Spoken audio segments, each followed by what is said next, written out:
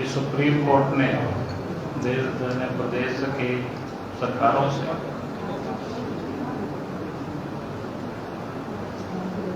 देश में जो घुसपैठ है उसके बारे में राज्य सरकार से उन्होंने जवाब मांगा था कि राज्य सरकार का क्या कहना है।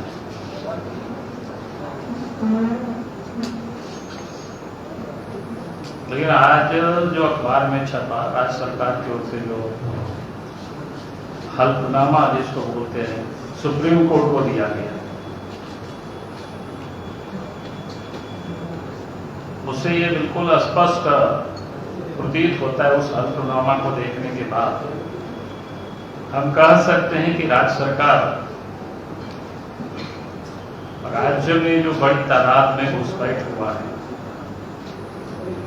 और कहीं ना कहीं उन सारे लोगों को बचाने की वो कोशिश कर रही है।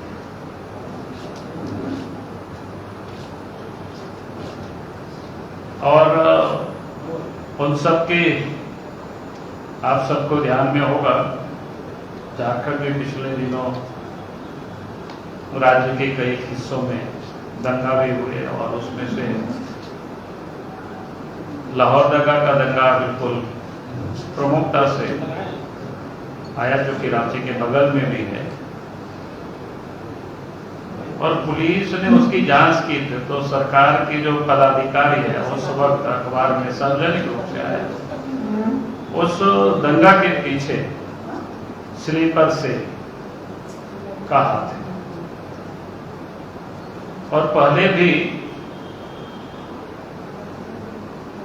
जो सरकार की एजेंसी है वो लोगों ने जांच करके रिपोर्ट भी सरकार को सौंपी है, मेरी जानकारी में, कि झारखंड में भी बड़ी तादाद में बांग्लादेशी घुसपैठ और रोहिंग्या कि इस राज्य के अंदर में बड़ी संख्या में लोग घुस आए हैं और प्रदेश में आबादी का जो डेमोग्राफिक तो बदल ही रहे हैं, लेकिन राज्य में अशांति भी पैदा करने की लोग कोशिश कर रहे हैं। उसकी अगर आप पिछले दिनों आप सबने देखा होगा कि जगह जगह पर पाकिस्तान की जिंदाबाद के भी नारे लगे, और ये बड़ी तेजी से पिछले दिनों गिरिडीह में हुआ। अभी पंचायत चुनाव के नामांकन दाखिल कर रहे थे लोग, उस वक्त पाकिस्तान जिंदाबाद के नारे लगे। अभी हजारीबाग में भी 2 दिन पहले आप सब लोगों ने देखे होंगे कि जब पंचायत चुनाव में जीत का लोग जश्न मनाते हैं, उसमें भी पाकिस्तान की जिंदाबाद है। यानी ये जो विदेशी ताकत है, घुसपैठिए है, आज वो जैसे सिर चढ़ करके जिसको बोलते हैं बोल रहे हैं, जिंदाबाद कर रहे हैं, ये उसी का ही नतीजा है। क्योंकि राज्य सरकार स्पष्ट रूप से हम कह सकते हैं कि ऐसे लोगों को संरक्षण दे रहे हैं, और ये जो घुसपैठ किए हुए उनकी मनोबल भी बढ़ रहा है। आपको याद होगा हमने उस वक्त मामला को भी उठाया था जब कोरोना प्रारंभ हुआ था, और उसमें से कुछ तबलीगी जमात में से कुछ विदेशी पकड़ाए थे, और रांची और लाहौरदगा साइड से रातों रात सरकार के एक सीनियर मिनिस्टर ने गाड़ी की व्यवस्था करके कोडरमा वगैरह से भी जहां जहां लोग बाहर से थे, तो उन लोगों को रातों रात फिर, क्योंकि झारखंड और बंगाल और बांग्लादेश का बॉर्डर बिल्कुल नजदीक पड़ता है, उन लोगों को यहां से हटा दिया गया था। उस वक्त मैंने सरकार को भी पत्र लिखा था उस संदर्भ में कि इसकी जांच होनी चाहिए। तो कहने का अर्थ है कि इस प्रकार के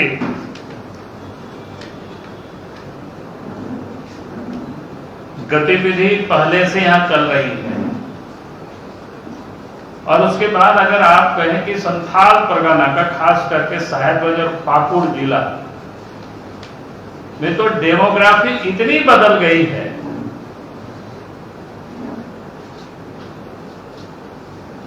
कि आज अगर आप देखें अगले जब भी यानी अगर लोकसभा और विधानसभा का क्या कहते हैं परिसीमन होगा, पुनर्गठन होगा, तो आप देखेंगे वो सारी सीटें जहां रिजर्व है पार्लियामेंट की तो वो बिल्कुल अनरिजर्व हो जाएगी। जो पॉपुलेशन जो कि डेमोग्राफी इतनी बदल चुकी है और सरकार वैसे लोगों को संरक्षण ही नहीं दे रही है बल्कि बसा भी रही है जगह जगह पर। और उस कारण से जो स्थानीय लोगों का जो रोजगार है वो भी पूरी तरह से समाप्त हो रहा है, हाक मारी जा रही है।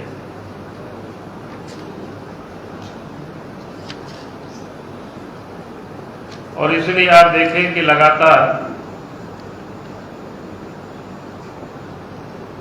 अब धार्मिक जुलूस चाहे वो पहले हिंदू मुसलमान तक ही हम लोग देखते थे रामनवमी या दुर्गा पूजा वगैरह में, अब तो देखने ये भी आया कि सरहोल जैसे जैसे ट्राइबल लोगों की जहां बिल्कुल नाचते गाते हुए लोग जाते हैं, कोई और जिंदाबाद मुर्दाबाद भी वो नहीं लगाते हैं, उनकी जुलूस को भी अब रोकने की लोग दुस्साहस कर रहे हैं। तो ये बिल्कुल जिसको कहते हैं कि लगातार ये जो हमले भी बढ़ रहे हैं, तो मैं कह सकता हूं कि आज जो झारखंड प्रदेश में हेमंत सोरेन के नेतृत्व में जो सरकार चल रही है, कांग्रेस के इस नेतृत्व में सरकार चल रही है, राष्ट्रीय जनता दल के नेतृत्व में सरकार चल रही है, तो ये जो बांग्लादेशी घुसपैठिए है और रोहिंग्या है, इन सब को एक प्रकार से संरक्षण दे रही है। अब बंगाल और झारखंड और ये जो बांग्लादेश से सटा हो उस सीमावर्ती क्षेत्र में आज पूरी तरह से जिसको कहते हैं ना डेमोग्राफी बिल्कुल चेंज हो चुकी है। इसलिए हम सरकार से ये मांग करते हैं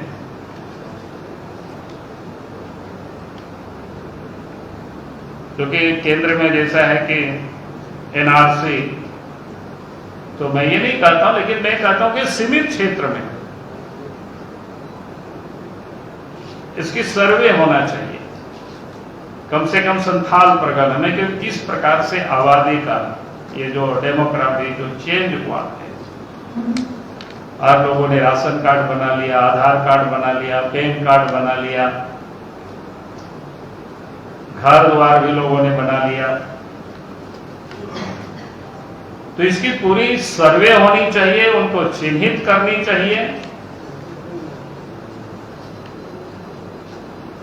नहीं तो फिर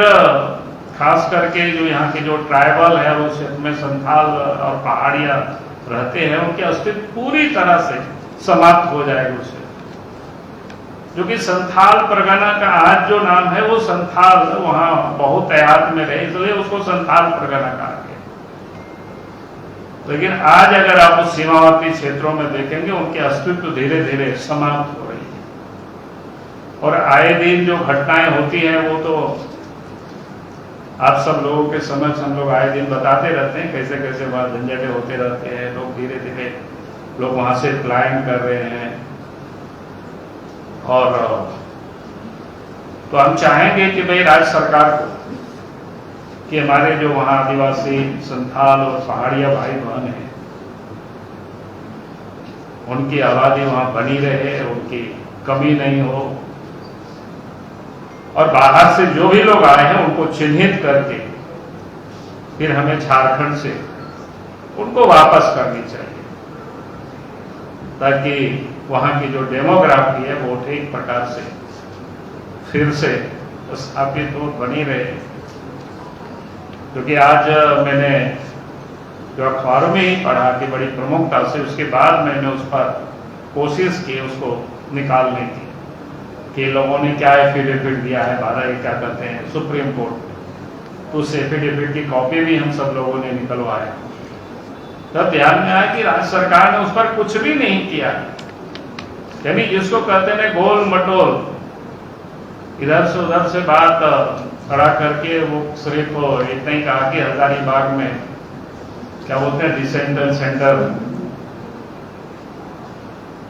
बना हुआ है ऐसा करके, यानी यहाँ उनको चिन्हित करेंगे, पहचानेंगे, इस दिशा में कुछ कार्रवाई करेंगे, इस पर बिल्कुल सरकार मौन है। यानी एक प्रकार से सरकार